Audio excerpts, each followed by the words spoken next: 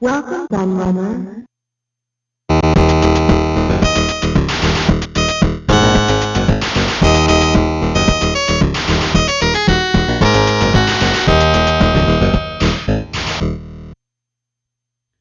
Hello everybody, Kieran aka The Laird here, and this is just a short intro to this video that's about to follow.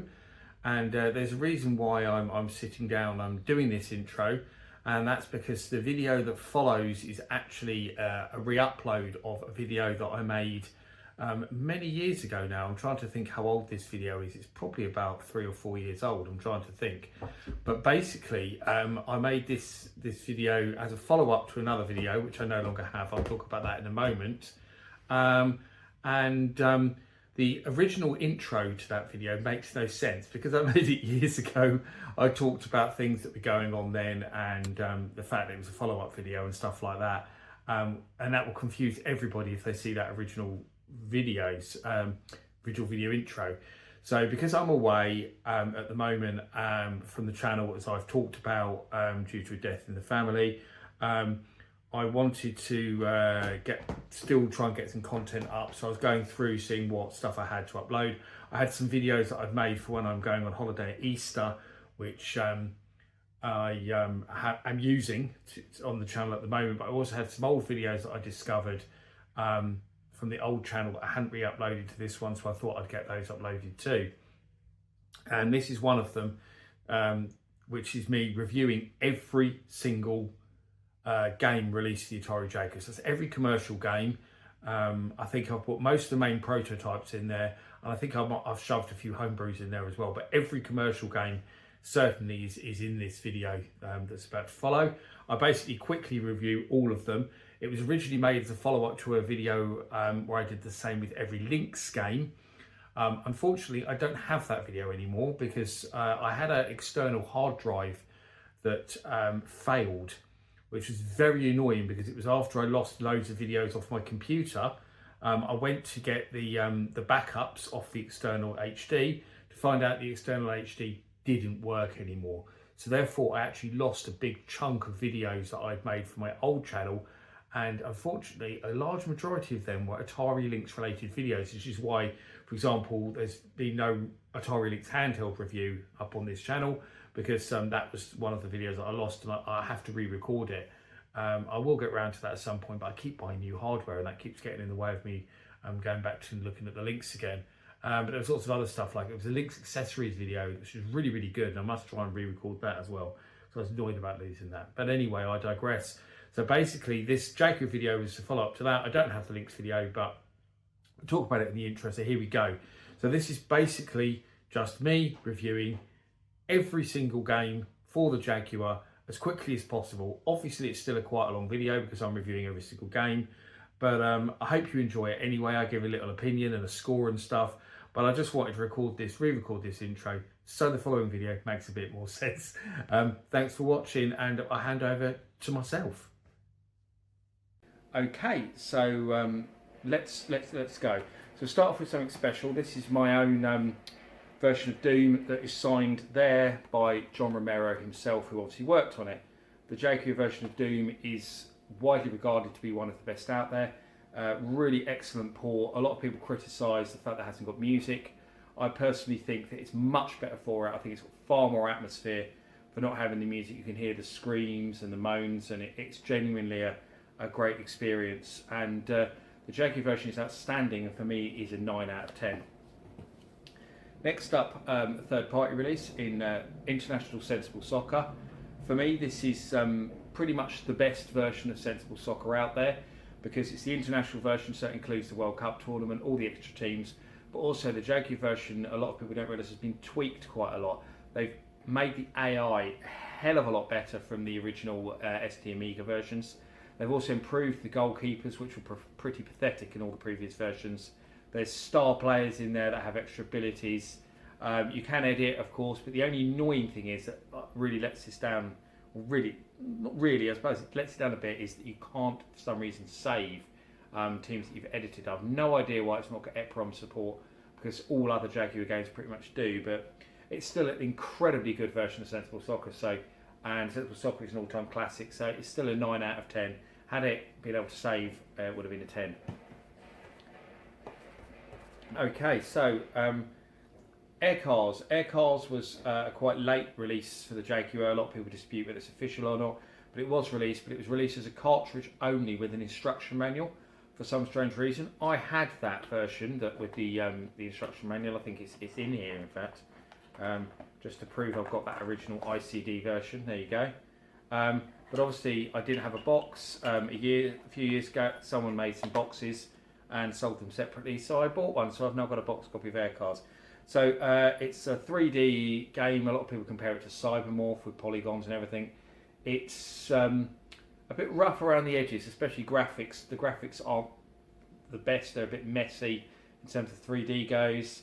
But I think it gets a hate that it doesn't deserve, because once you get past the ugly visuals, it's actually a pretty decent game. So for me, it's a 7 out of 10. Supercross 3D. Oh, it's in league, this one, for worst Jaguar game. It's really, really bad. The most annoying thing about Supercross 3D is it looks absolutely brilliant in screenshots. So when you see it not moving, you think, wow, that looks really, really good with its texture map 3D graphics and everything. But the minute you see it move, it's got a frame rate of about 7 frames per second, which drops lower when there's other things on the screen. It glitches all over the place. It's just bloody terrible all round. And for me, it's a 3 out of 10. It's just awful to avoid. Rayman Pinball. Absolutely brilliant pinball game that will really appeal to guys who liked the Dragon's Fury on the Mega Drive and the PC Engine Devil Crash, I think it was also known as, and the subsequently prequel sequels, Alien Crash. Can't remember what the Dragon. I can't remember what the third one is now. Its names escape me. It'll come to me as soon as I stop filming this. But anyway, it's that kind of fantasy pinballs. You get enemies come onto the screen, and lots of spooky effects. It also has some really nice scaling effects, zooming in and out of the table. There's 2 different tables. There's Ruiner and there's the Tower. And brilliant pinball game. Really underrated. One of the Jaguar's best exclusives and best hidden gems. Highly recommend it. It's a 9 out of 10 for me. Brutal Sports Football. I actually believe it was the first game to carry the official third-party logo, because it's all done by Telegames themselves. It's a port of the Amiga game of the same name. It's pretty damn similar to the Amiga version, actually. It's not a game that's going to show off the Jag. It even has bits of slowdown, which is pretty crazy, just like the Amiga version did. So it's a pretty much straight port. But that's not to say it's not a good game, because it is. And again, it's a case of once you get past the odd faults that it has, it's actually a really, really playable game, especially in multiplayer. I've had some brilliant tournaments on this at retro gaming events, and I'm a big fan of Brutal Sports Football. I got a lot of play out of this back in the day when I bought it, and it's a solid 8 out of 10 for me. Power Drive Rally. Again, one of the Jaguar's best exclusives and another really good third-party game. When I say exclusive, a lot of people try to point out that there was a Mega Drive, Amiga, PC, etc. version. No, there wasn't. That was Power Drive. Power Drive Rally is the sequel to that game and has a lot of enhancements over it. There's a new courses, graphical effects. It's a really lovely top-down driving game. And again, this is a game that I spent an awful lot of time with when I picked it up when I was younger. And my friends absolutely loved it as well. This is one of the games where my friends used to come around and they really wanted to play it. Really good game, Power Drive Rally. Highly recommend it. 9 out of 10. Okay, we've got here a homebrew game. But it's not actually a homebrew game, it's a hack. I should probably grab the other version actually. I've got it handy. Get it out of the box. Oh no, I haven't. No. Okay, I can't reach it from here. Okay, so yeah, this is a hack of Brett Hull hockey, which I thought I had handy, but it must be buried in the box somewhere. I've got 3 boxes worth of games here, so it basically just updates all the rosters for Brett Hull hockey to the modern day, or 2015 season in this case. So it's a bit misleading to modern day. I think they've done a different version of this for the last few years, updating the rosters every season to bring it closer to the current NHL roster. But apart from that, it plays exactly the same as Breakout hockey pretty much. So it's still a pretty decent ice hockey game, and I like the fact that someone's done this, and I like the fact that someone's kind of brought the rosters up to date. I think that's a really, really cool thing to do. So for me, I'm going to give it an 8 out of 10. Okay, I've got another actual proper homebrew release here, but an official homebrew, because this is the RGCD port, or the RGC, sorry, port of Another World, which was officially approved by Eric Chahi himself. He looked over it, and it's the enhanced edition that appeared on the PC later on. Eric Chahi's even credited on the box. It's if you liked Another World, then you'll love the Jaguar version. It's appeared on a lot of systems. I have to admit, I was never a massive fan of the game. It was never a game that I got into or really appealed to me. I always found it a little bit frustrating and not my kind of game. I mean, a lot of people rave about Another World and they love the Jaguar port. For me, I can only give it a 7 out of 10. But I appreciate for what it is. It's certainly a good game. It's just maybe not my kind of game. So next up, Raiden, as you're supposed to pronounce it. I've just recently written about this for Retro Gamer magazine. It's a really good shoot 'em up, originated in the arcades, of course, by Saibu Kohatsu, and the Jaguar port is one of the best ports that was released on any system. It was, I think, the third Jaguar. Yeah, it was the third Jaguar game I ever bought. I loved the fact it was simultaneous 2-player.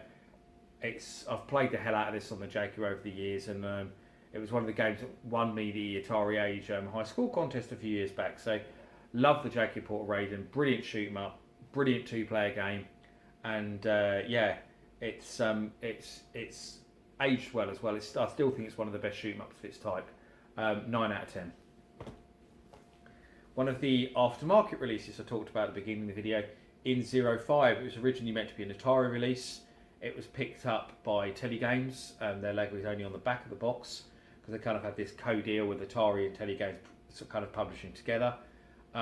Apparently, according to the producer Daryl Steele, it was never actually finished. So a lot of people don't realise that this version that is out there is not a finished version. There was still lots of stuff apparently they wanted to add to it, but it certainly seems fairly finished. It's playable from start to finish, but it is a brutally hard game. Really impressive game. Lovely 3D graphics, great music, sound effects, everything about it is really polished. So it makes you wonder how good the finished game could have been. Although, as I say, it is blooming hard, so be warned. But it's quite expensive to pick up, but it's definitely worth it. And 05 gets an 8 out of 10 for me. Okay, a game that I haven't got a box for, though there is a box available for, so I must correct that. I think the problem is, I think I picked this up before they did a box release, and then I was quite miffed when they did do the box release because it obviously meant that I'd missed out on it.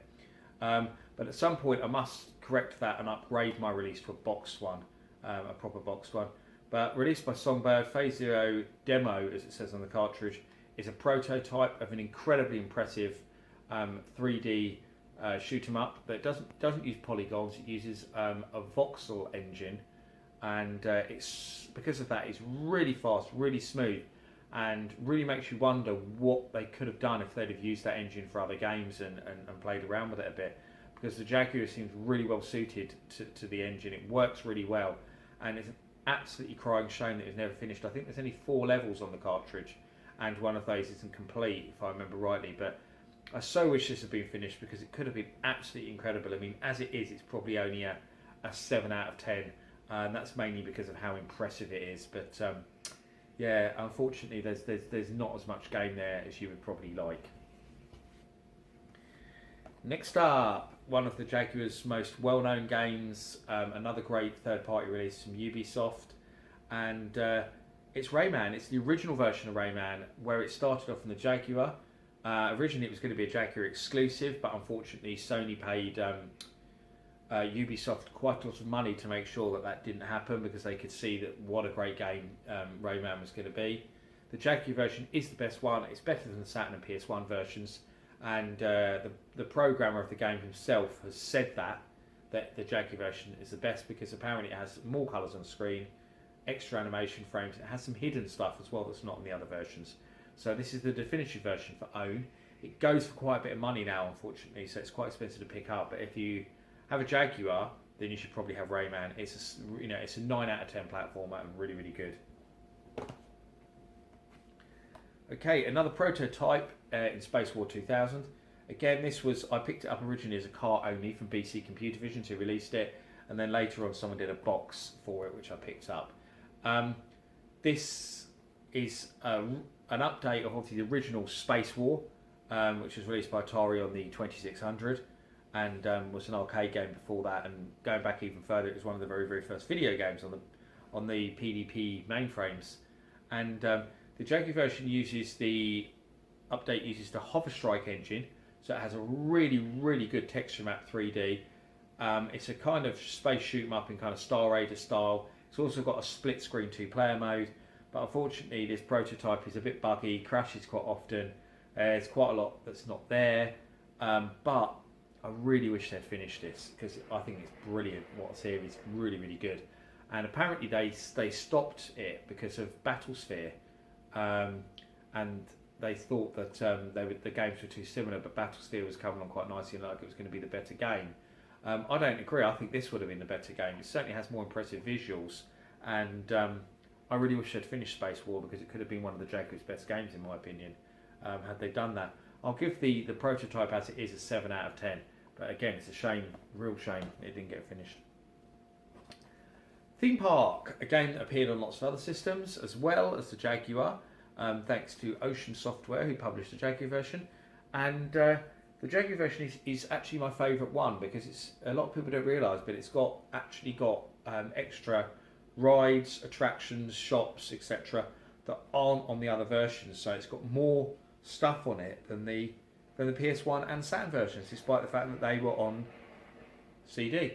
The only advantage the PS1 and Saturn versions have is they have those full motion videos where you can go on the rides and you just see this video of you on the ride, which, let's face it, everyone thought was cool the first time they saw them and then just went, yeah, completely pointless to the gameplay. It's just something they added because it's on CD. But if you want the best version, for me, this is it, because of all the extra stuff on it, and it plays really, really well. And also, this is the game where the much maligned Jaguar controller is actually really well suited to, because you can use the keypad to activate shortcuts to all the different menus, which makes negotiating the game much easier than any other console ports available. So really, really good, really good. I've lost more time to Theme Park on the Jaguar than I care to talk about, and for me it's a 9 out of 10. Okay, we do another homebrew, one of the most recently released homebrews. This is my copy of Fast Food 64, released by Wave 1 Games. It is an update of the classic Atari 2600 game Fast Food. It uses similar gameplay but with new graphics. It also features a replica of the Atari 2600 version on it, and a kind of new kind of VR mode as well. So it has 3 versions of the game. Actually 4 versions does it. A bit like the 3 versions. Yeah, 3 versions. A bit like the Tempest 2000 has the 3 versions on it as well. I loved Fast Food on the 2600, so I was very encouraging when I heard that this port was being done for the Jaguar. I really enjoy playing it. It's a great little game. It's not going to blow you away. It's not going to push the system to its limits. But what's here is really good, honest, solid fun, and it's an 8 out of 10 for me. Some more. White Man Can't Jump, the game of the film, a Jaguar exclusive and a game that gets bagged on quite a lot. It came with a 4-player adapter, so you could hook up 4-player controllers, and that's where this game comes into its own. In 1 player, it is a little clunky, the frame rate isn't the best, it jumps around a bit, but when you add some extra players, it becomes a whole different game. It is such good fun. when you had three more controllers. I mean, my next door neighbour had a Jaguar when I was a kid, and so I had two pads, he had two pads. So he used to come round with his brother, and we used to play this in 4-player, and it was so much fun. We loved it. I mean, and when years later I found out how much everyone hated it, I was like, wow, because it was a really, really good game, multiplayer game, and I still enjoy it. I say it's not so great in 1-player, but if you can get some people to play it with, it's a far better game. And I'm going to give it a 7 out of 10 because I don't think it deserves all the hate that it gets. I really don't. Cannon Fodder, one of the many kind of 16-bit ports for the Jaguar. The Jaguar version's as good as any, really. It's got all the levels, it's got the music, it's got the speech, it's got everything that you'd expect to find in it. It works really well with joypad control actually as well. So yeah, it's a good version of a good game. It's not going to offer you anything that you've not seen in any of the other versions, but it's still Cannon Fodder, and Cannon Fodder is a great game, so 8 out of 10. Dragon Brew City Story. This is an enhanced port of the Mega Drive and SNES game. So it has new backgrounds, parallax scrolling, stuff like that. It's the same game but with mostly graphical enhancements, but it's also got some pretty good sound as well. Again, this is strangely a game that gets loads of hate, and some people reckon it's really hard as well, but I've completed this game, and I think it's a really, really good fighting game. I think the problem is if you're expecting Street Fighter 2, then you're not going to find it, because Dragon isn't that kind of game. Dragon's a realistic martial arts game. It's not like a fighting game like Street Fighter 2, Fatal Fury, Mortal Kombat. It's not that kind of game. But approach it as it is. It's got really good multiplayer mode as well. You can have battles where there's 3 of you on the screen and stuff like that as well. So yeah, I already like Dragon. I think it follows the film really well as well for the most part. So for me, Dragon's a really solid 8 out of 10.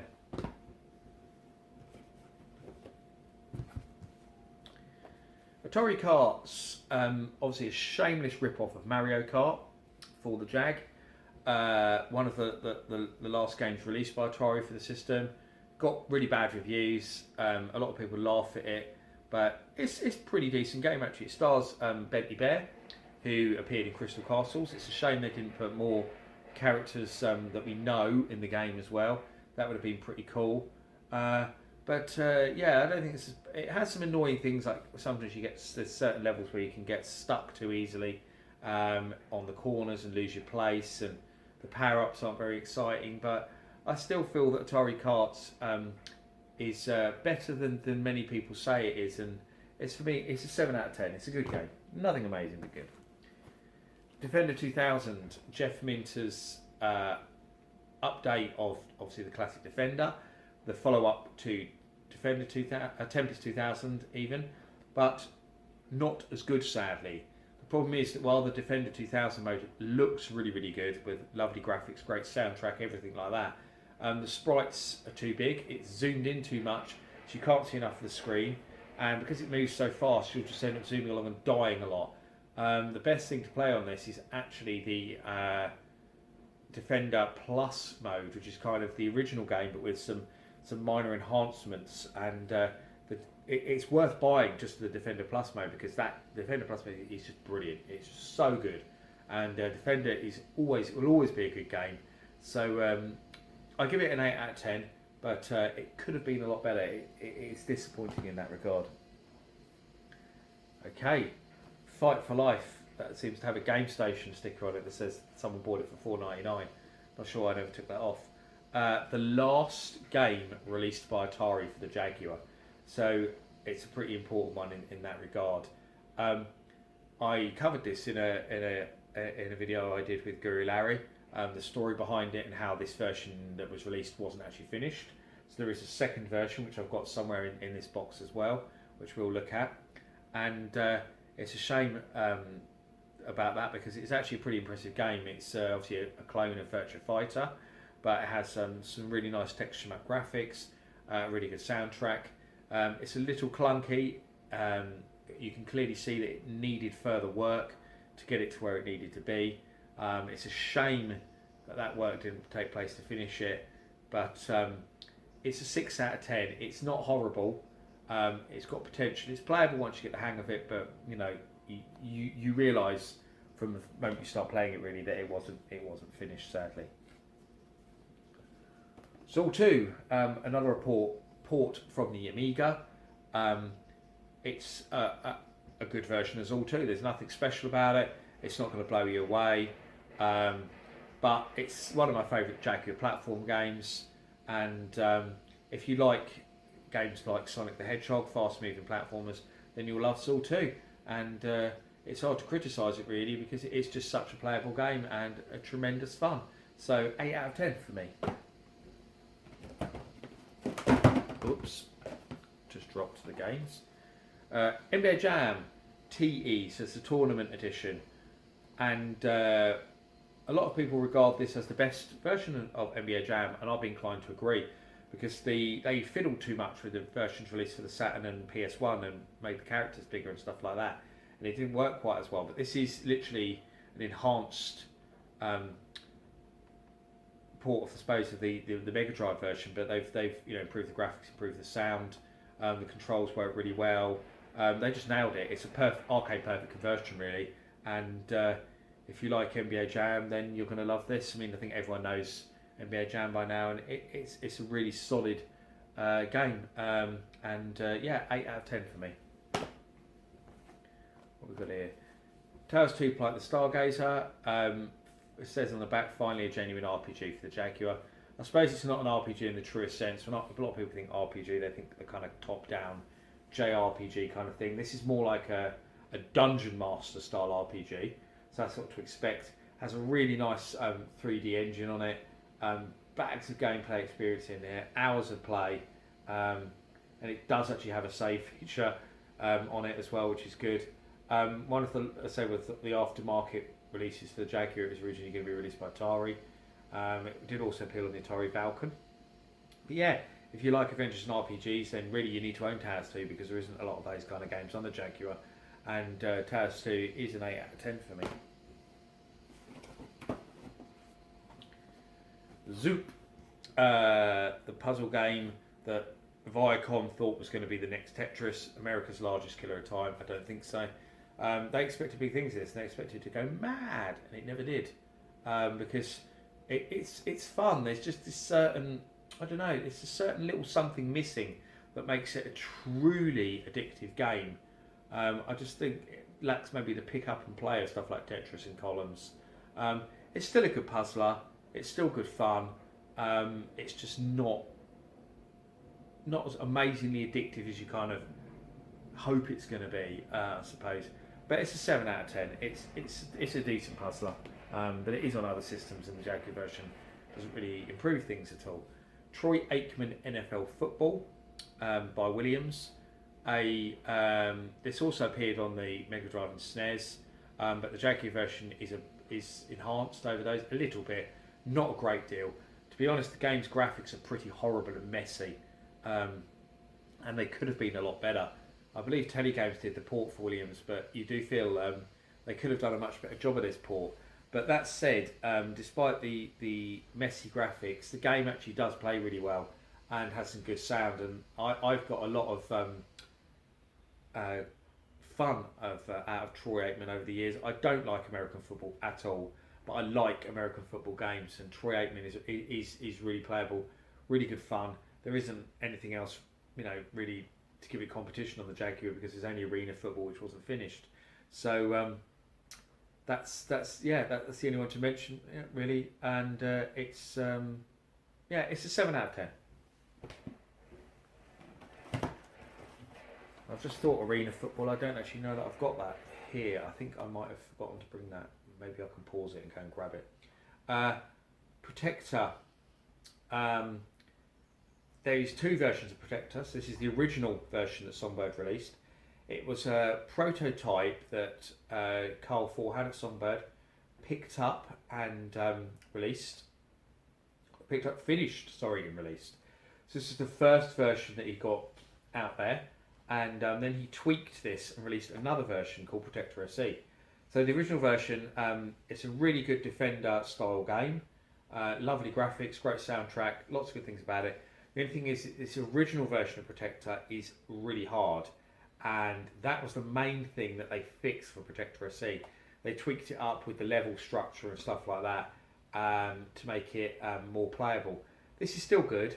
I'd still give it a 7 out of 10, but Protector SE is the much better one, and we'll get to that in due course. In fact, now I've got it next to me, so I might as well do them both in a row. So yeah, it says Protector SE. Boxes are identical. There's just a sticker that says SE. If you want to know the difference to watch out for.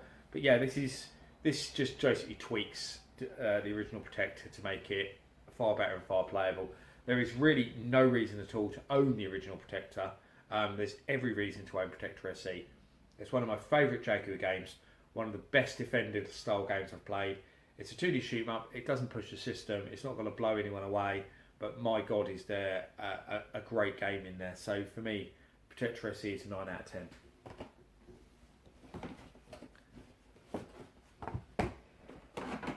Breakout 2000, an aftermarket game released by Teddy Games in a cooperation with Atari. The last 2000 game to be officially released for the Jaguar. It's a pretty nice update of Atari's classic bat and ball game, to be honest. You may bemoan that it's kind of not true 3D or something. I don't know. There's not everyone seems to be a fan of this game. It seems to be a bit Marmite. People seem to either love it or hate it. Well, not hate it, but find it boring. I really like the fact it's got a 2-player mode. I really like the fact they changed it to a kind of 3D viewpoint. I think it works pretty well. It's not the best game in the world, but it's a good update of the game. I only wish they'd included a kind of plus mode that was kind of like Arkanoid, so basically the original Breakout with power-ups. But they did later release, there's a later release, homebrew release called Impulse X, which is basically Arkanoid. So that's the one to get. I only bought the CD version of Impulse X, so you won't see it in this video. But bonus review, Impulse X is an 8 out of 10, Breakout 2000 is 7 out of 10. Solid update, if nothing spectacular. Syndicate, another conversion from the Amiga. The Jaguar port adds extra stuff as it boasts on the box.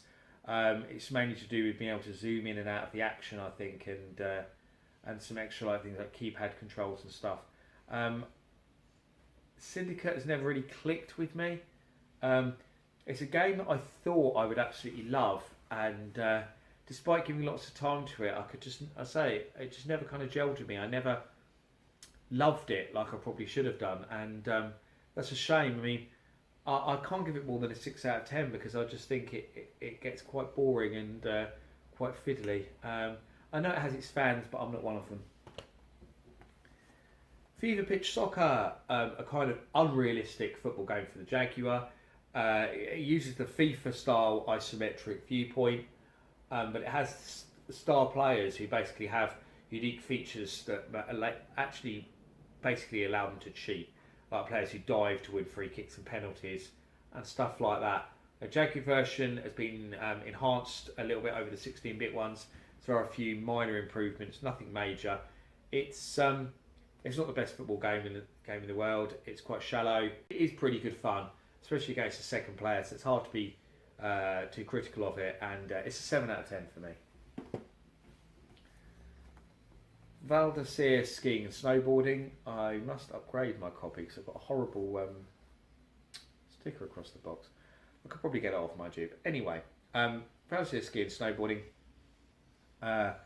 This is actually a port of a Super Nintendo game, which I think was called Tony Moe's Skiing and Snowboarding, something like that.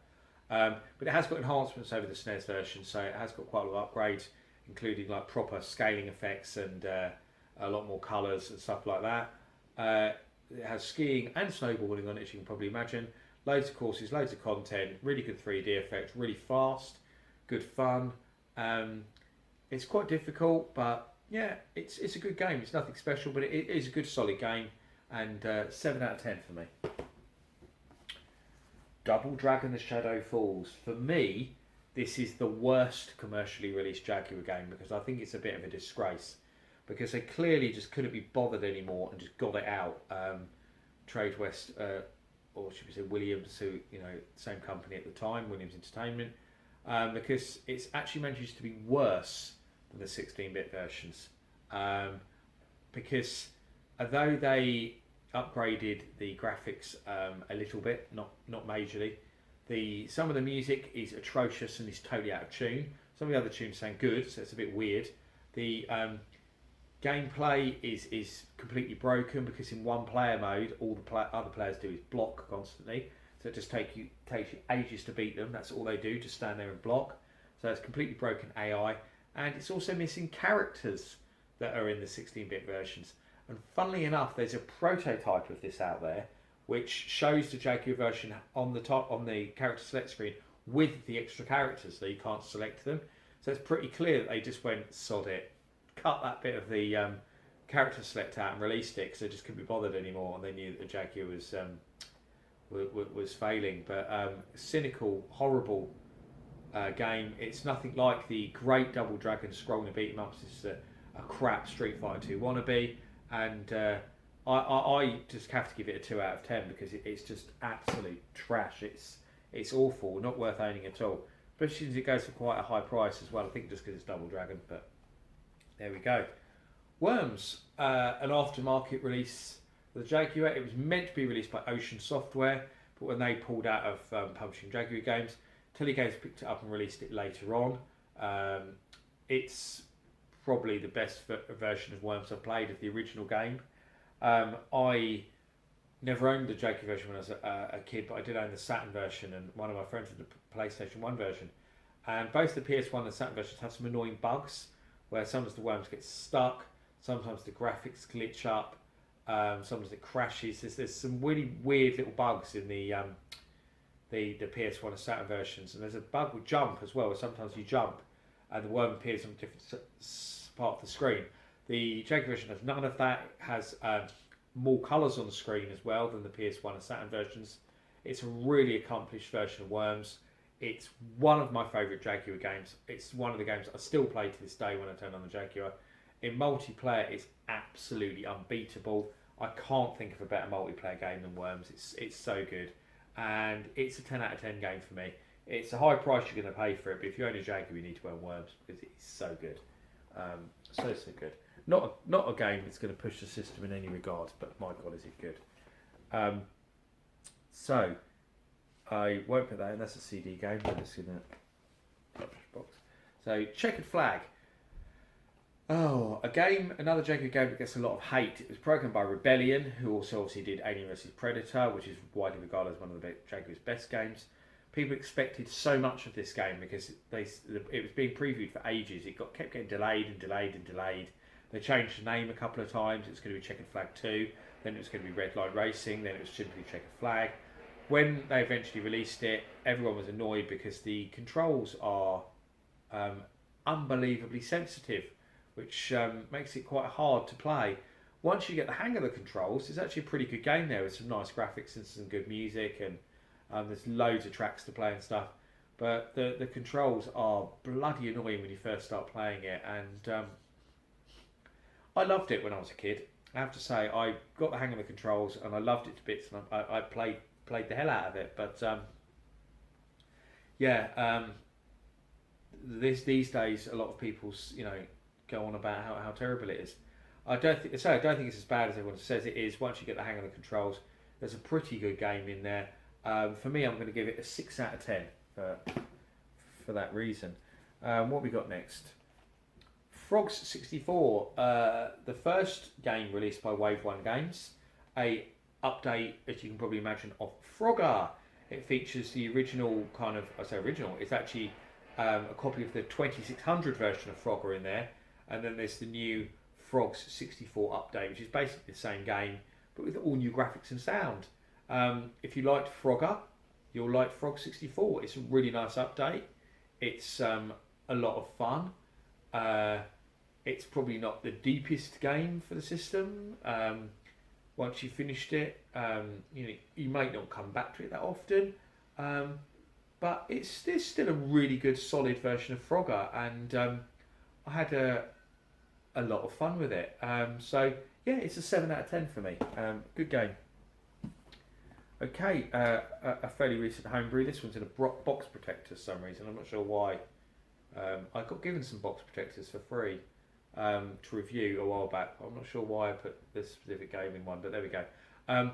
But Xenon 2 was actually an official release because Mike Montgomery, who owned Bitmap Brothers, actually gave the guys, it was Reboot who did the conversion, released through Atari Age, gave them the permission to release it officially on cartridge and everything with the Bitmap Brothers logo on it and stuff. But it's just the ST version. There's no like Jaguar enhancements. It's a straight port of the Atari ST game. But unfortunately, it's a bit misleading calling it Mega Blast because it doesn't have the Mega Blast music on it. For copyright reasons, they had to take that music out and put some completely different music in there, which is nowhere near as good. And for me, the biggest part of Xenon 2 was always the soundtrack. It was never the greatest shoot 'em up released. There was much better shoot 'em ups, arcade ones around and stuff on the ST and Amiga. But the soundtrack just made it something else, the brilliant Bomb the Bass soundtrack. And without the Bomb the Bass soundtrack, it feels really lacking. It's still a decent shoot 'em up, but I'm just going to give it a 6 out of 10 because the lack of the soundtrack actually really spoiled it for me somewhat. A plastic case homebrew release. It's annoying that this doesn't have a cardboard box. I'm not sure why they did a plastic case. I don't like the plastic case. It was by Orion Soft and released through RGCD. And LNSAR is basically a clone of Myst. It was quite ambitious to try and do a game like that on cartridge because obviously they had to heavily compress a lot of the graphics, which means some of the graphics maybe don't look as good as they could have done. There's also not a hell of a lot of locations. It's set on a small island, so obviously they try to make the game fairly small to fit it onto a cartridge. Once you know what you're doing, once you know where everything is in LNSAR, you can complete it in about 15 minutes, maybe less. So once you do complete it, there's absolutely no reason to go back to it. Despite the initial promise and some quite nice visuals, I was really disappointed with LNSAR. It should never have been a cartridge game. Thankfully, they did do a sequel. They did do an LNSAR 2 called Philia, which was a CD-only game. Philia gets everything right that LNSAR got wrong by being on CD. Loads of locations, loads more stuff on it. LNSAR, I can't give more than a 4 out of 10 because I think it's just not a great game and it's got 0 replay value. But the sequel, Philia, is a different matter, and the sequel is an 8 out of 10, but as I say, it's a CD game. So I haven't reviewed it here. Next up, another one came in a plastic box. Just JK64 Beta Preservation Pack with Double Dragon 5. That was the prototype I was talking about earlier. Dino Dudes prototype, Crescent Galaxy prototype, and most importantly, the Tiny Toon Adventures prototype, which is the reason everyone bought this because that hadn't previously been released. So it has a quite early but playable version of Tiny Toon Adventures on it, which is what I'm going to really be reviewing here when I talk about this. And you can the first version of Tiny Toon Adventures they canned because they felt that it wasn't up to scratch. I should add, sorry, in it you actually got a CD which is still in there. That has the other prototypes on. Then you also got a cartridge. The cartridge just has Tiny Toons on. So I should have added that. So really, what we are reviewing Tiny Toons. Very early, quite early prototype. There's a couple of levels you can play. It's pretty basic platformer.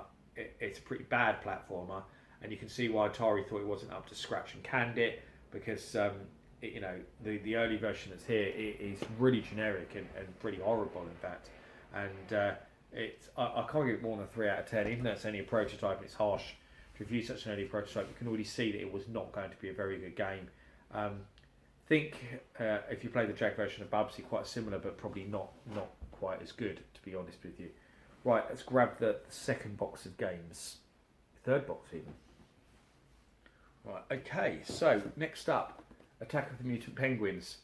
A really strange strategy game, really wacky, just bizarre game. There was a lot of kind of hype in the magazines about how this was going to be like a kind of killer app for the Jaguar space. It's going to be a game worth buying the system for because it was originally going to be an exclusive. It's not a Jaguar exclusive anymore because they did release a PC version a little while afterwards. But I'm friends with the guy who created this game, and he's a really great guy, and he did a lot of really good games in the ST and stuff as well. But I just find Attacking Mutant Penguins too weird for its own good. I've never quite got to grips with it because I just found it too strange and a bit too much to do. They kind of overcomplicated it a little bit, I think. But if you like games like Lemmings, then you'll probably, will find some fun out of this. I'm going to give it a 5 out of 10 because I say, as much as I like the graphics and I like some of the concepts, I never really got to grips with the actual game. I just found it a bit too weird for my liking. iWar is a really cool and underrated game for the Jaguar. Actually, I think it's one of the best hidden gems for the Jaguar, and a game that really deserves more attention because it's actually really good once you get into it. It's quite similar to Cybermorph, except you're in a tank rather than a plane as you are in Cybermorph. Similar concept though, with kind of collecting objects and shooting enemies and stuff. Similar kind of style of kind of shaded 3D graphics. It does have a bit of slowdown, which hinders it a little bit. So it's maybe not pushing the system like it could have been. Could have maybe done a little bit of tweaking, but it's got some really nice bonus stages though. They are really impressive. But it's got an absolutely amazing soundtrack. It was broken by Magitech Design, and Magitech Design also did the soundtrack for Tempest 2000 among other games. So that kind of tells you the quality of music you're going to get in this game. One of the best soundtracks of any Jaguar game. And as I say, I really like iWar. It's one of my favourite 3D shooters of its generation. I really like it, and I think it's an 8 out of 10. Right, next up, Pitfall: The Man Adventure. Another port. A lot of people bemoan the 16-bit ports on the Jaguar. There isn't nearly as many of them as people say they are. And again, this is one of the cases where the Jaguar port has actually got some pretty big enhancements over the original Mega Drive and SNES versions, including much higher frame rate, loads more animation frames, parallax effects, and loads of really rich colours, and a new soundtrack as well, a new kind of CD style soundtrack. It actually boasts on the back those things as well, all the enhanced gameplay features. But the basic game's the same. It's just got lots of graphical and audio enhancements. But it's a really good, solid platform game. A good kind of update to the original Pitfall. It includes as well the original 2600 Pitfall in it, so you can actually put in a code and play the original 2600 Pitfall in all its glory as well. So that's a really nice bonus feature as well of that. And yeah, if you like your platform games, then you should probably get Pitfall 2 because it's a really solid game, and 8 out of 10 for me. Okay, my favourite Jaguar game, bar none, Missile Command 3D. Often surprises people when I say this, but quite a lot of people who hadn't played this, after my recommendation, they played it and said, "You know what, you're right, what a brilliant game. Why haven't I played it before?" It was originally going to be it's originally going to be Missile Command 2000, but this game was designed for the VR helmet, and if you are lucky enough to own one of the 3 prototype VR helmets that are out there, it actually still has the VR mode in it, so you can still play it.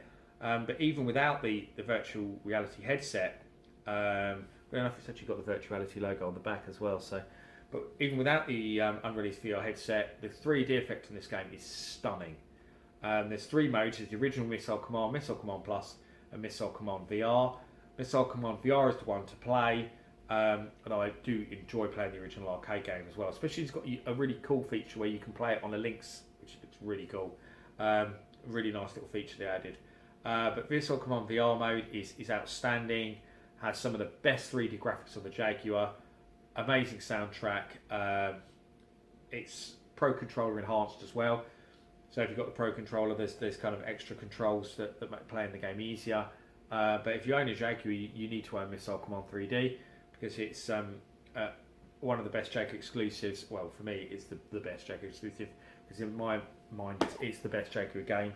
And it's a 10 out of 10 game for me. I can't recommend it highly enough. Evolution Dino Dudes, a port of the game The Humans. It was a Jaguar launch game. It was the 3rd ever Jaguar game that I bought, and it's a really good strategy puzzle game. A lot of people call it a Lemmings ripoff, but interesting fact is that Psygnosis were looking to sue Imagitech Design, who developed the game, when they heard about it. But then Imagitech proved that Dino Dudes had actually been in development before Lemmings. The development of it had actually started before Lemmings, so it couldn't be considered a rip-off Lemmings. And to be honest, there's the gameplay is quite different because you have to keep switching between characters and cooperating between them. And there's similarities to Lemmings definitely, but it's a kind of more involved game, I think. But the Jaguar version has all the same levels and stuff as the original 16-bit versions. It just has new graphics and sound. But it's a fairly easy and cheap game to pick up, and it's a lot of fun. And also, you're going to get a lot of gameplay out of Dino Dudes because there's so many levels there. You're going to be playing it for a long time. So Dino Dudes is easily an 8 out of 10 for me. Total Carnage! A aftermarket release for the Jaguar, because this was a prototype that wasn't quite finished, and it was picked up by Songbird. They finished the game off and got it released with official licensing from Midway. So brilliant when they got this out. It was quite expensive. I remember it being about 80 quid, I think, something like that, to buy, but very well worth it. It's a really good conversion of the arcade game. In fact, it's pretty much arcade perfect. The only thing I will warn you is, apart from it being brutally hard, is you need a Pro controller to play this. It's almost impossible to play on the original Jaguar controller because it uses the extra buttons to configure your shooting direction. And so on the original Jagpad, it's only got 3 buttons. You can only shoot one way unless you press Option to switch between. No, not Option. No. You have to use the keypad. Sorry, you have to use the keypad underneath because the buttons are configured to the keypad. So unless you have a Pro controller, Total Carnage is not particularly playable. But with the Pro controller, it's a really damn good version of the coin-op. Solid shoot 'em up action, but bloody hard. 8 out of 10. Iron Soldier, one of the Jaguar's best exclusive games. I love the Iron Soldier games. It's one of my all-time favourites from my childhood with the Jaguar. I spent a hell of a lot of time with Iron Soldier. Played it to death back in the day. There's also an incredibly good sequel in Iron Soldier 2. I only own the CD version of Iron Soldier 2. There is also a cartridge version. So I'm not going to review the cartridge version here, but but Iron Soldier 1, brilliant 3D mech game. Mech games were all the rage at the time. I think Iron Soldier is one of the best of all. Iron Soldier, for me, is a 9 out of 10, and the sequel, Iron Soldier 2, is also a 9 out of 10, because I think they're pretty similar games. The sequel doesn't add a hell of a lot more. It improves some of the graphics slightly, but otherwise it's a pretty similar game. So both really solid 9 out of 10 games. And this is one of the easiest and cheapest Jaguar games to pick up, so if you have a Jaguar, you should own Iron Soldier. It's that simple, really.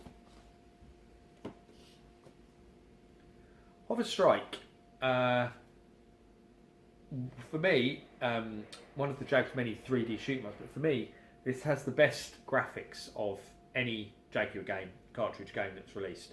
The 3D engine on this is absolutely superb, and they improved it even more for the enhanced CD version of Hover Strike, which adds like extra levels, CD soundtrack, full motion video, new views and stuff. The CD version is incredible, but the cartridge version is still pretty damn good, and those texture map 3D graphics are a joy to behold. They're really good. The frame rate probably isn't that high. It's played in a fairly small window, but still, it really shows what the Jaguar could actually do once people got to grips with it. And I remember speaking to one of the programs of Hover Strike, and he was saying that he feels that he could have taken that engine even further and tweaked it even more to get even more performance out of it. So it's a shame that he was never allowed to do so, and we never got to see what the Jaguar was really capable of when it came to 3D graphics. But Hover Strike, the cartridge version, is a damn good game, and it's an 8 out of 10. The CD version, incidentally, I would give a 9 out of 10 because I think it's even better. We looked at Iron Soldier a minute ago. Here's Iron Soldier Beta, specifically the special JF UK 2006 issue, because it was released through the Jaguar Sector Forum, but they did a special release for the JagFest UK event, which I used to help run, and that's where this version came from. It was Mal from Gus Bucket 13 who did the release. So it's basically the same as Iron Soldier. It's missing some levels that are on the retail release, but it's got some weapons and add-ons that were dropped for the retail release.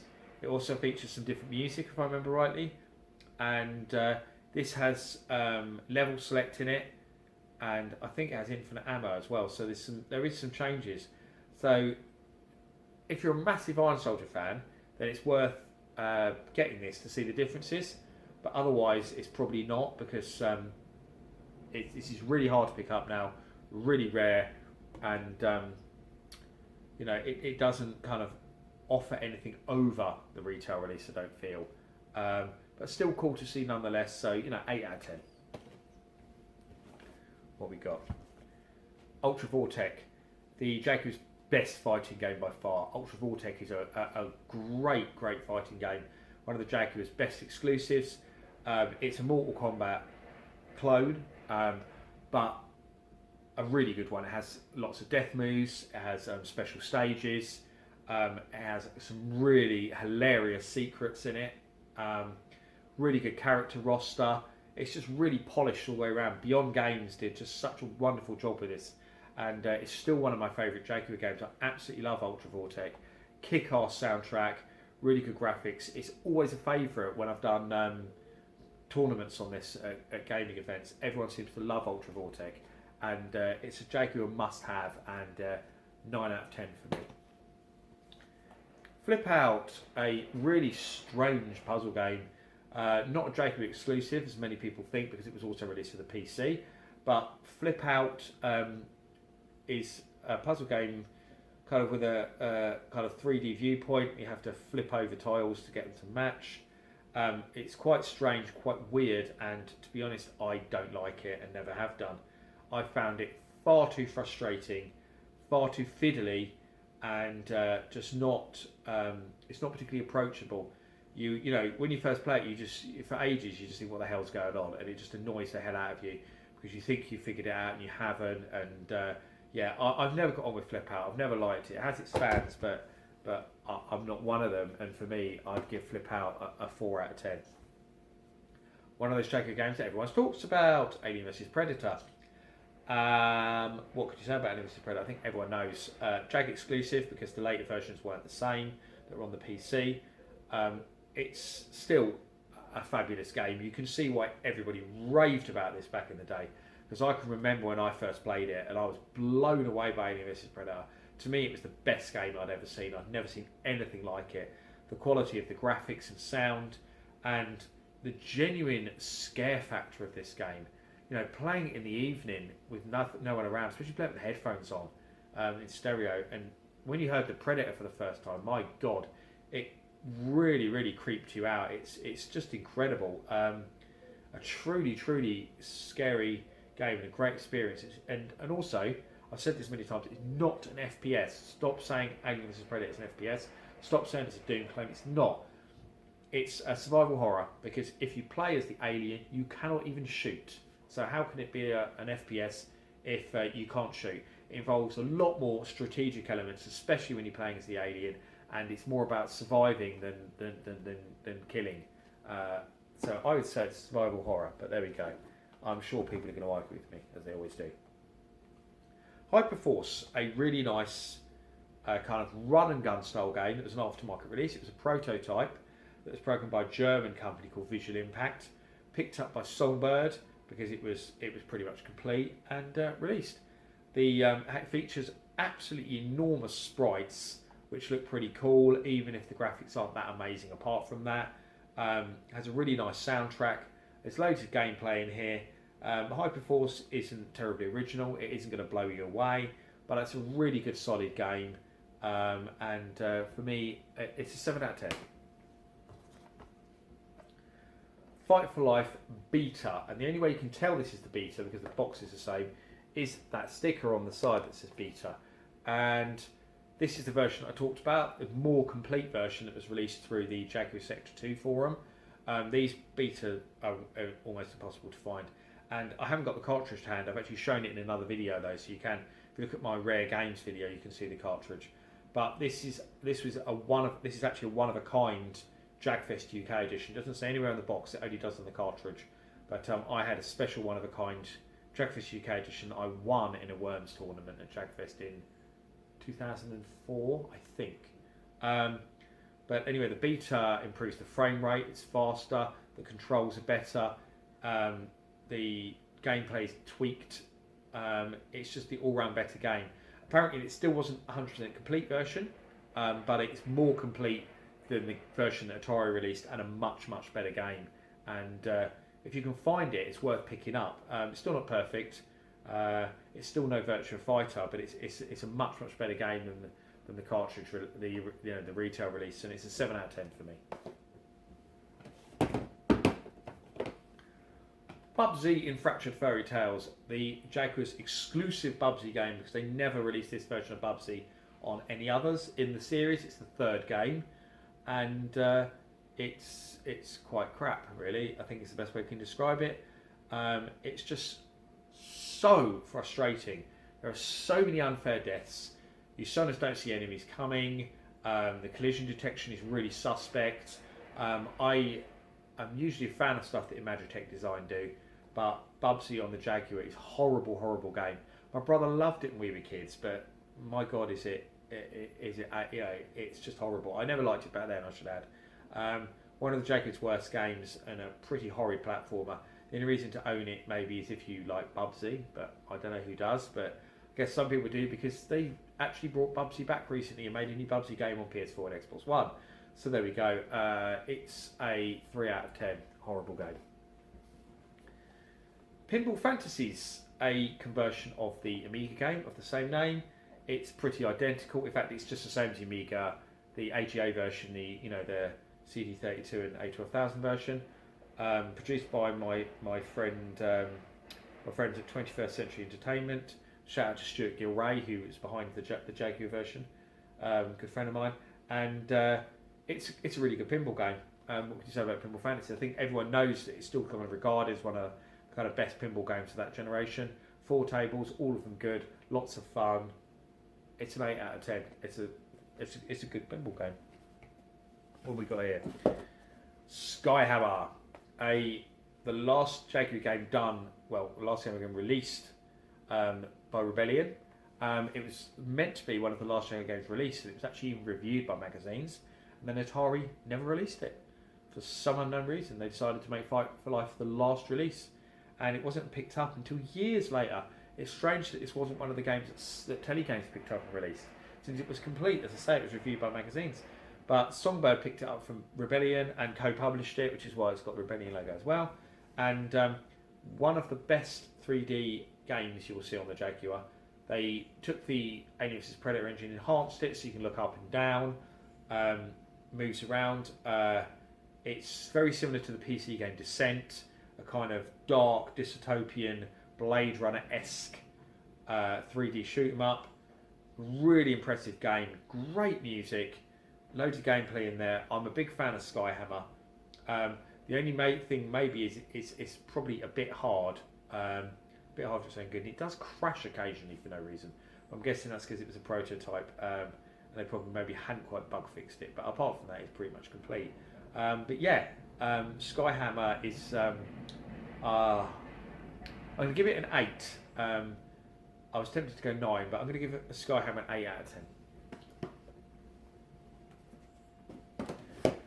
It had to come eventually. Tempest 2000, one of the Jaguar's most iconic games, especially more so now with the recent release of Tempest 4000, which is basically an upgrade of Tempest 2000, also by the legendary Jeff Minter, a man who I've met and traded pints with many, many times. Really great guy. I love Jeff to bits, and this is considered by many to be his finest work, and it is an outstanding game.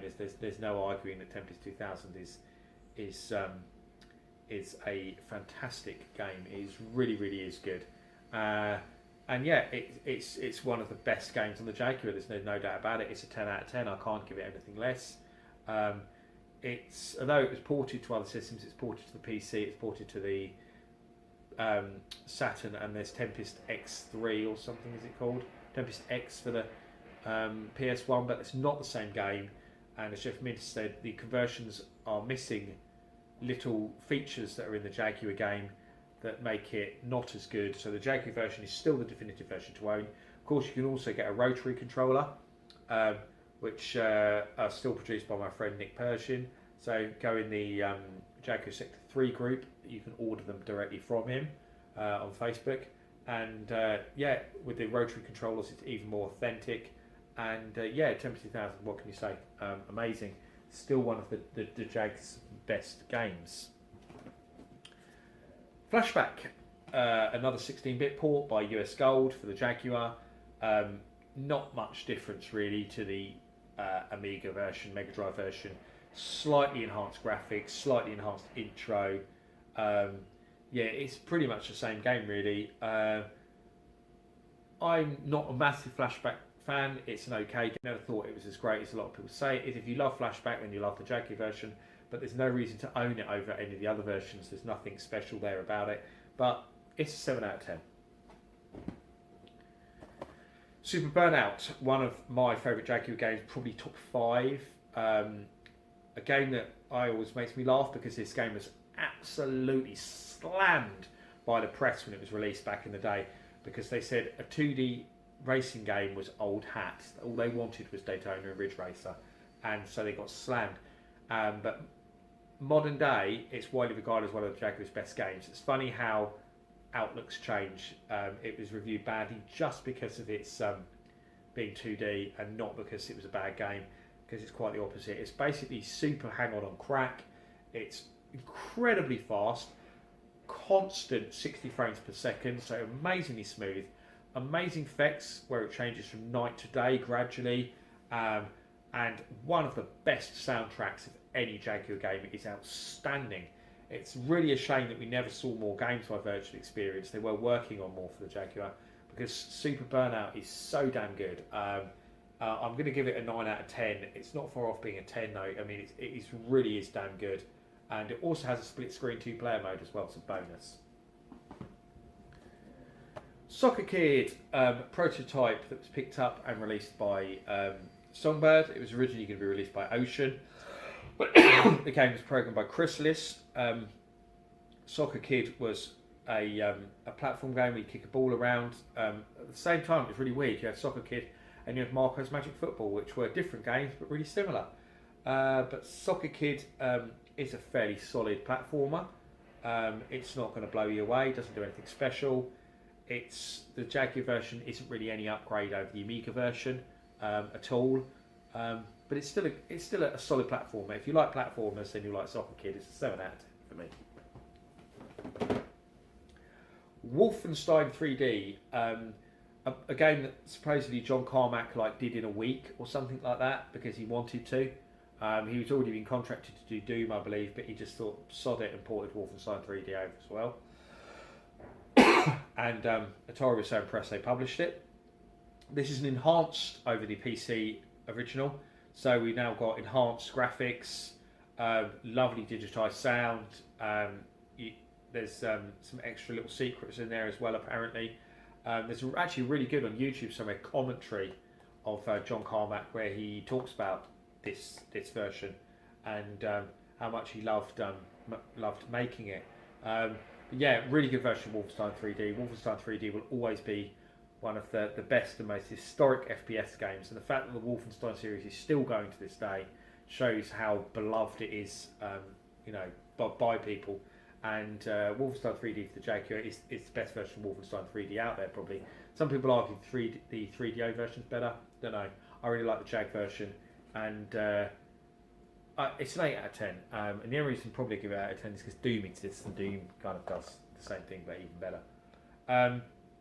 Cybermorph, the Jaguar's first game, the first 64-bit video game, the release game. It's bundled with it. They later did a release that came in a box like this because there was later versions of the Jaguar that were bundled with Alien vs Predator. There was also Jaguar bundles that came with no game at all. So they also did a kind of box release as well. So I've got that here as well. A lot of people seem to hate on Cybermorph these days. I'm not really sure why, because for what it was at the time, it was incredible. There was nothing else like it. I mean, some people compare it to Star Fox, which is wrong, because although it kind of looks a bit like it with its 3D graphics in a ship, it's completely different to Star Fox. Star Fox is an on-rail shooter. Cybermorph is an open world game where you have to do a lot more than just shoot stuff. There's exploration in there, you have to solve rudimentary puzzles. There is so much more to Cybermorph than there is to Star Fox. They are quite different games, and to compare the two, it's night and day. This is a far better game. Some people try to claim Star Fox has better graphics. Absolute nonsense. This has got a far higher frame rate, far higher resolution, more colours on screen, all-round shading. Everything about it is superior. I don't know why people compare them. It bloody annoys me. But people seem to forget that Cybermorph won loads of awards when it came out, including the best game at the CES show.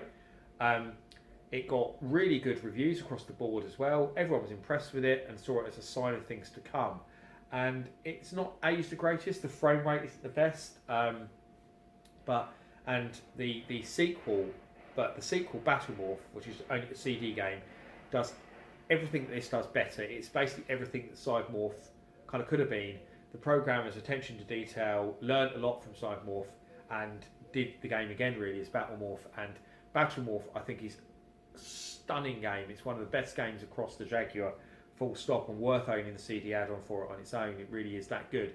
But Cybermorph is still a good game. I think it gets far more hate than it deserves. There's a lot of gameplay here. I spent a lot of time with this game because for quite a while it was the only Jag game I had, and until I picked up Cars and Galaxy. And I still think Cybermorph's a good game, and I stick to that, and it's an 8 out of 10 for me. Club Drive. Club Drive, yeah, what can we say? It's one of those Jaguar games that gets a lot of hate. People laugh and take the mick out of it. And it's probably mostly justified because Club Drive is pretty awful. It's a 3D driving game where all you literally do is drive around. You don't race against anyone or anything like that. I suppose it's a bit ahead of its time because I suppose we're trying to do something kind of a bit Forza Horizon-ish, kind of make it open world and drive where you want and explore and stuff. But they couldn't really pull it off on the Jaguar, and the 3D graphics are pretty crude. They could have done a lot better in general with it, really, I do think. Its one redeeming feature is that there's a 2-player tag mode split screen, which is actually really good fun. Unless you've played the 2-player mode, you probably don't realise that Club Drive could be fun, but it can be. So I'm going to give Club Drive a 4 out of 10 because the one player mode is horrible, but the 2-player mode is really good. But unless you can find somewhere else to play the Jaguar with you, what's the point? So I'm still going to give it 4 out of 10 because I still think it was a real missed opportunity. So the second Jaguar game I ever bought, Trevor McFerrin and the Cars and Galaxy. Again, a lot of people laugh about, take the mick out of because of the weird way it kind of sticks cat heads on human bodies and stuff in some of the cutscenes and that. It was a shoot 'em up that looked amazing in screenshots. In fact, the graphics generally are really good, apart from the lack of parallax scrolling, which is really strange. So everything is very flat.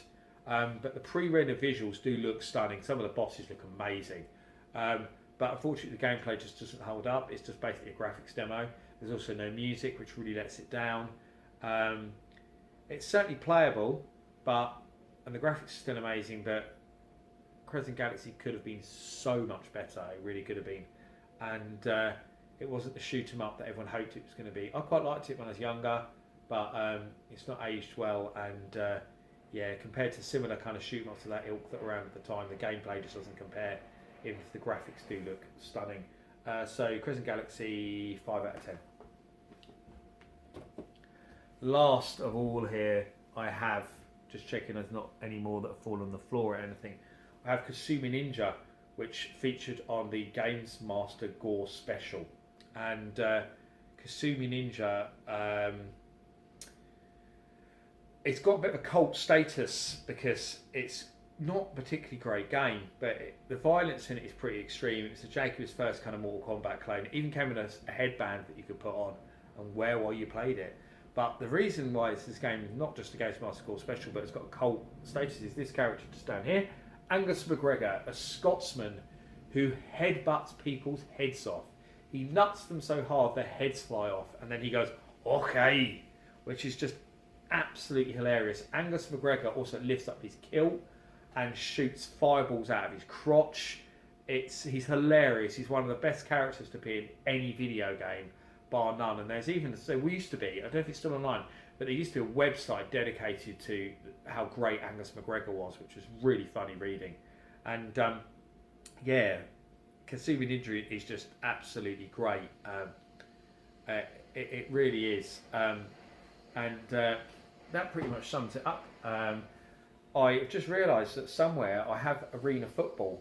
It must be in another box. Maybe I'll put it in a box with my CD games, because I definitely have Arena Football.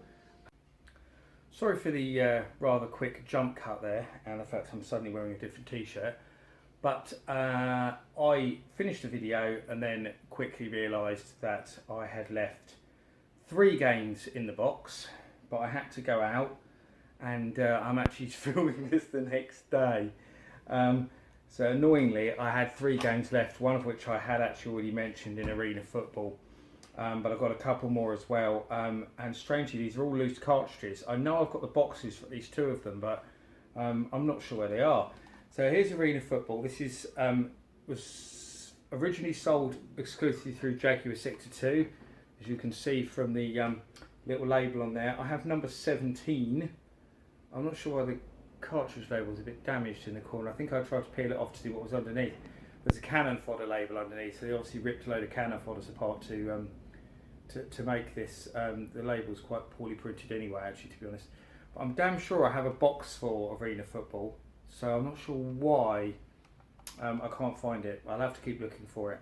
But Arena Football is a prototype of a game that was meant to be based on the failed American Arena Football League, which didn't last for that long before they kind of got rid of it because it was a bit of a disaster. It was never as successful like the NFL. They made a Jaguar game based on it. It's a quite nice kind of 3D American football game. The prototype is playable, although it does crash fairly often, and there is a few weird features missing, like the way it doesn't do conversions, I think, are missing, if I remember rightly. But the prototype is actually pretty cool, and it's a shame it wasn't finished, because graphically it's a darn sight better than Troy Aikman NFL, for example. So it showed a lot of promise. I think it could have been a really good game had they finished it. A shame really, but as it is, the prototype, I still think it's probably worth a 6 out of 10. Okay, Barclay Shut Up and Jam. I don't have a box for this. I think they did sell a box at one point, but for some reason I didn't order it. But I know someone in Jaguar 63 forum is talking about doing another run, or a new run of boxes for this, for the people who don't have them. So yeah, that's Barclay Shut Up and Jam. Again, it's another prototype that was released later on, in this case by B&C Computer Visions. The game is 99% complete though. It probably needed a little bit more tweaking in the gameplay, but apart from that, it's pretty much done. It was developed by Ringless Studios. It was going to be published by Atari and Accolade, a kind of co-publishing deal, as part of the sports games that Atari had licensed from Accolade. It supports the Team Tap like the Jaguar's other basketball games. It's strange that there are only 3 games on the Jaguar that support the Team Tap, and they're all basketball games, which is White Men Can't Jump, Barclay Shut Up and Jam, and NBA Jam, of course. So that's pretty cool. Another cool thing is it has quite a long loading times, which is, I assume, using a lot of compression, because all the sprites and stuff in the game are digitized. So, and when it's kind of loading or decompressing, it has a little game of Pong with basketballs, which is quite cool. So the game is pretty playable, but it's pretty hard. That's the only my main fault with it. And the animation's a little bit rough. It's all right.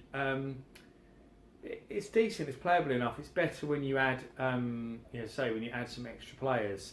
I'm umming and ahhing. I'll give it a 6 out of 10, because I think that the difficulty, one player is quite bad, and the game's quite cheap, I found.